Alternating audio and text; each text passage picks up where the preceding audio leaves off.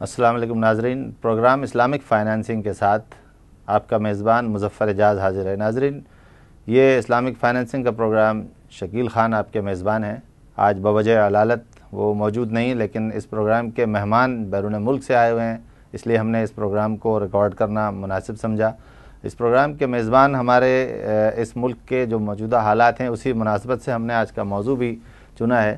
پاکستان کے بارے میں اور ساری اسلامی دنیا کے بارے میں یہ کہا جاتا ہے کہ اب اسلام کا معاشی نظام کہیں نافذ نہیں ہو سکتا، فائدہ کوئی نہیں ہے، اب اسی نظام کے پیچھے چلنا چاہیے۔ موجودہ نظام دنیا میں ترقی کر رہا ہے اور اس نظام کو ہی فالو کرنے کی ضرورت ہے، اور اگر اس کے ساتھ اور ہم اس کا حصہ نہ بنیں اور اس سے الگ تھلگ کوئی چیز کرنے کی کوشش کی تو ملک تباہی کا شکار ہو جائے گا۔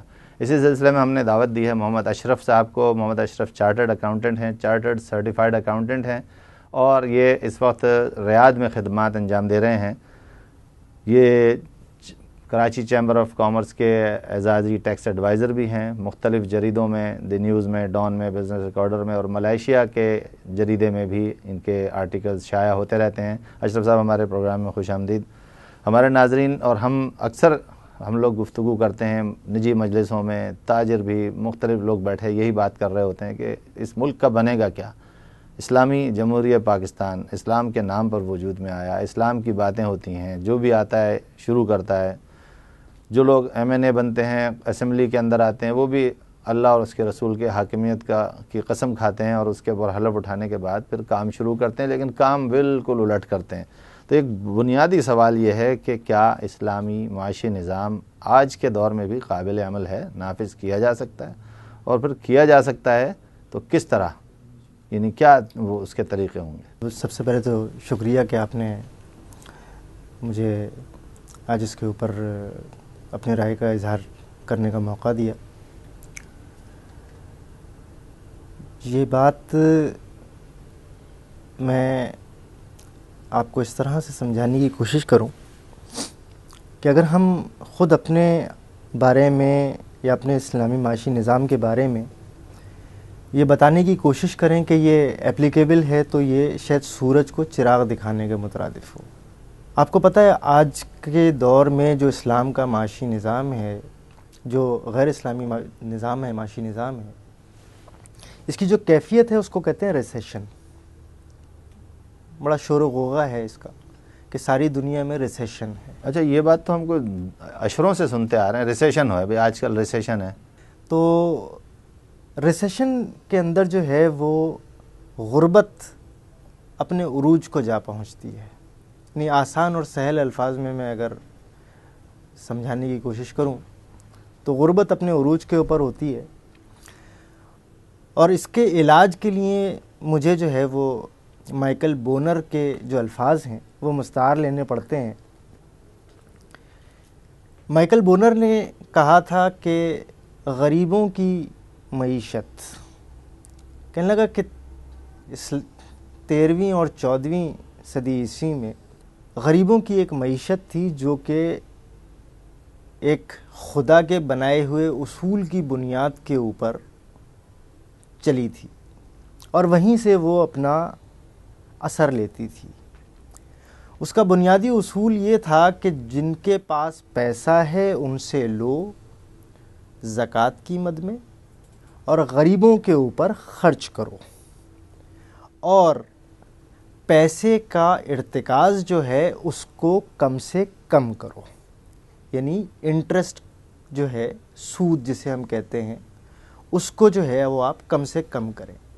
وہ کم سے کم کیا تھا؟ وہ کم سے کم کریں۔ مزید جو ہے مائیکل بونر یہ کہتا ہے کہ محمد صلی اللہ علیہ وسلم نے مدینہ میں جو ٹریڈ کی پالیسی ایڈاپٹ کی تھی، جو ٹریڈ کی پالیسی بنائی تھی، یعنی بازاروں کی، جو بازار بھی معیشت کا ایک حصہ ہے نا، چھوٹے چھوٹے دکاندار جو ہیں یہ بھی ایک معیشت کا حصہ ہے۔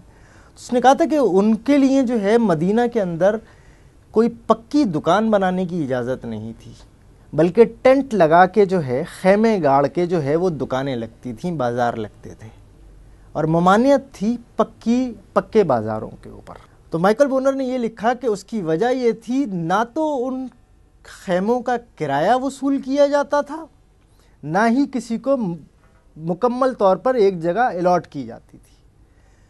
تو غریب جو لوگ ہوتے تھے ان کی معیشت کو بھی پھیلانے کے لیے جو ہے وہ یہ ان کے حضور صلی اللہ علیہ وسلم کے اصول تھے, تاکہ چند لوگ جو ہے وہ کسی جگہ کے اوپر اجارہ داری نہ قائم کر سکیں, ہورڈنگز نہ ہوں, ذخیرہ اندوزی اور یہ ساری چیزیں جو ہے یہ بیسیکلی پکی جو بازار ہوتے ہیں, اور بازاروں کے بارے میں تو ویسے بھی کہا گیا ہے.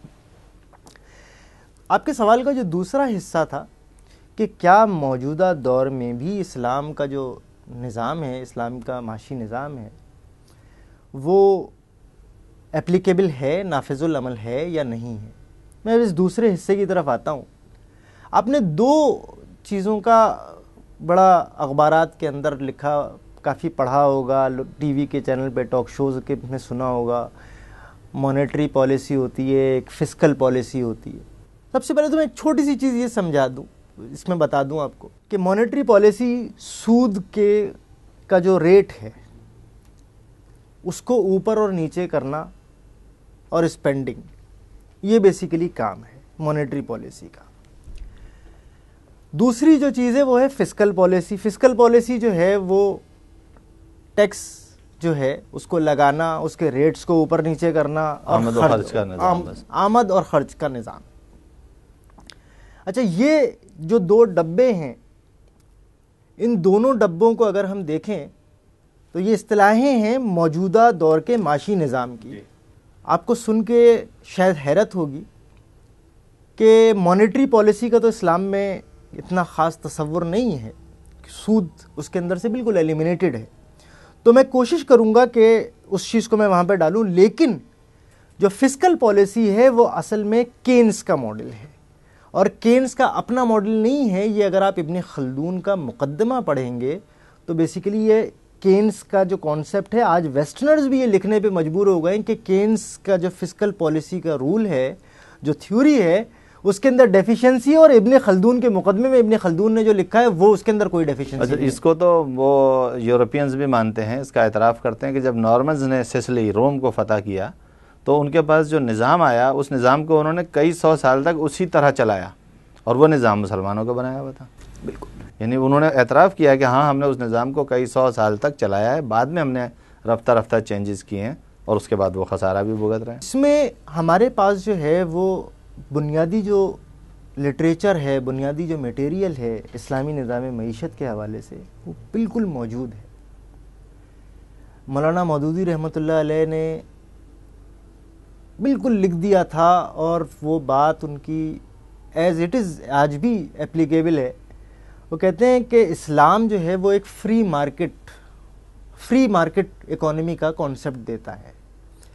اس فری مارکیٹ اکانومی کے اندر, اس آزاد معیشت کے اندر جو ہے کچھ رکاوٹیں, کچھ اس کی جو ہے وہ حدیں ہیں. ان حدوں کو جو ہے وہ کچھ نہ کچھ تو حدود قید ہوں گی کہ اس کے درمیان, اس باؤنڈری کے اندر, اس پیریفری میں کام کرنا ہے. تو وہ حدود جو ہے وہ مولانا نے جو ہے وہ ایک جگہ پہ کی ہیں, اور ایک جملے کے اندر اسلامی نظام معیشت کو مولانا نے بیان کر دیا ہے.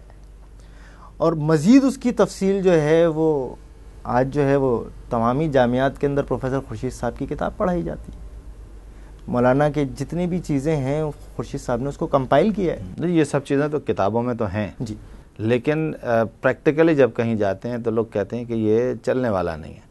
تو اس پر ہم آپ سے بات کریں گے, چھوٹا سا ایک وقفہ لیں گے, کہ اس وقفے کے بعد بات کریں گے کہ پریکٹیکل کس طرح کیا جانا چاہیے. ناظرین, ہماری گفتگو محمد اشرف سے جاری ہے. اسلامک فائنینسنگ کا یہ پروگرام ہم پورے معاشی نظام کے حوالے سے کرتے ہیں, اور ہم چاہتے ہیں کہ پاکستان کے اور ساری دنیا میں مسلمانوں کے لیے ایک رہنمائی کا ذریعہ بن سکے. ہم اس میں سوچتے ہیں, سوچنے والوں کو بلاتے ہیں تاکہ ہماری اور آپ کی اس حوالے سے گفتگو ہو سکے. ہمارے ساتھ رہیے گا, وقفے کے بعد ہم مزید گفتگو کریں گے.